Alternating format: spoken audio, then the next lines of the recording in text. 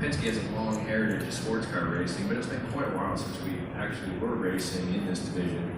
So we kind of had to, relearn what IMSA is all about, and what the competition's like, and how these events play out. So that took some effort itself, just relearning it. But probably most importantly, we had to build a team. As you said, this partnership is pretty new, and not just a team of mechanics and engineers, but we had to develop that teamwork with Acura and their engineers, and how we integrated each other. And So if you don't mind, I'm doing the video. force that we were. If you could Our manage expectation, your arm, that'd be great. believe it or not, was to win the championship the first year.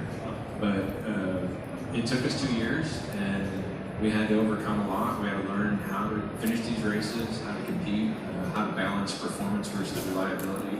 So that teamwork, and build that team, was probably the biggest challenge in doing that. And because of that, we were able to check all those boxes. And how does IMSA compare to NASCAR and IndyCar? Because obviously very different environments, but that's really the basis of the team these days. Yeah, you're right. I would think the biggest thing is that the other divisions all have their own unique rule sets. And, if we look at NASCAR and IndyCar, they both are unique in that they run on short ovals, road courses, speedways. And the IMSA series is primarily road course running, where it's all road course running, but they have the unique challenge of a 24-hour race, 12-hour race, 10-hour race, 5-hour race, and then a series of these sprint races. So you really have to structure your approach differently. And as I alluded to we had to balance that performance versus reliability, and we have driver changes, we have to set the car up so that both drivers, maybe it's not perfectly to their liking, but it's a compromise, and finding that balance so that we're basically the fastest cars on track all the time. That's a lot of you all the time, so thank you, Ron. Elio, as you know, Elio was such a star in IndyCar. I've got to tell you that from a media point of view and all the other drivers, we were very excited when you were coming over to our series to be a part of it. You're now a veteran of the series. 3 years in. What is your perspective on sports car racing? Because, like you just said, driver changes. 24-hour races. Yeah. Things are a different world for an IndyCar driver. Yeah, you already mentioned that I'm veteran twice, so no worries. I got it, So, but one thing actually, Justin and I were good friends, obviously, and he is the only one, and he was another friend, but he was one of the guys who was criticizing me on Dancing with the Stars that wasn't doing a very good job. And until I actually showed him the trophy, I was like, okay, what happened? But it was a lot of fun, and again, thank you everyone to be here. It's great to be part of this incredible manufacturer. Acura is actually, thanks John and Ed, congratulations as well, because this is it's not about us, we're the only the end of the puzzle, but behind the scene, the factory, the employees, everyone putting a lot of effort to win championship, and yes, it's a big dream come true, and it's great to be back.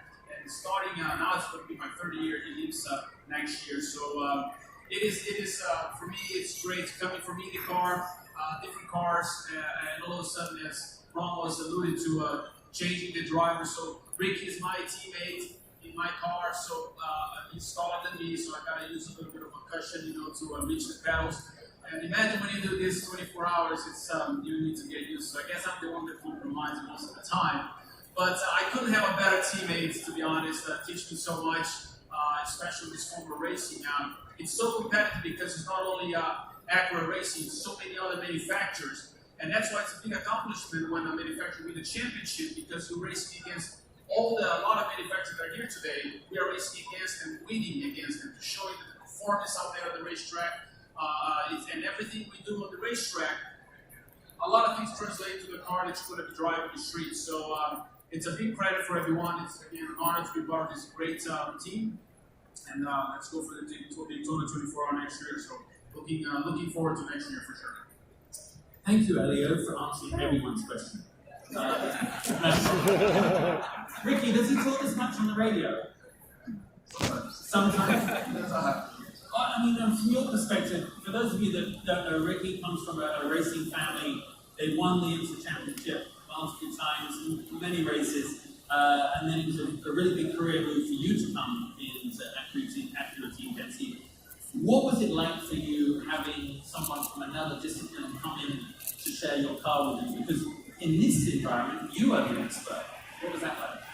Yeah, I didn't see it that way. The special thing about sports car racing is that you get to see a lot of different specialists in different disciplines, and you don't often get to compare yourself with other people on the same platform. So I've been driving with my brother, with different co-drivers throughout the years, and for me being a fan of Elio and Juan Pablo and Dane over the years, it was really a great opportunity to get to drive with them and compare myself and see how I could improve my own driving by looking at their data and how they do things, and more than just their data, how they go about racing as a career. And so I learned a ton. And so it was weird when he asked me questions, because I feel like I should be asking all the questions, because as you said, he's a veteran. And so I mean, and then back to asking questions. Driving for a company like Acura has been in racing, in motorsports for almost every single year since 1986 when they came about. Between the Acura side, the SPD side, and the Penske side, there's so many specialists in every single department, and so many championships along the way that if you have a question, there's somebody along the line with a really good answer. Brilliant. Elliot, I'll finish one question for you. What was, in a season with so many highs, I mean, it really was, but a very tough season, what is your biggest memory in this beautiful Acura? Yeah, this year was the last race. We were really strong. I mean, we're not finishing the podium. We didn't win, but we faced a lot of, it's 12 hours, almost 12 hours of racing, and we were really strong and pushing to the limit. And it's like the last memory is the one that stays. It's the last race. So that's why we're really looking forward to next year, so that we can, hopefully start all over again. And like I said, get the big one, which is the Daytona 24 hour. I'm going to walk over here to Mike Shank. Mike, we're going to talk about the fact this was, believe it or not, your first championship as a team inside Inter. Running the GT3 Evo, for us as fans, everybody in the paddock, doesn't matter if you're on other teams or in the media, you have certain cars that really do appeal, and it just looked good, it just looked right.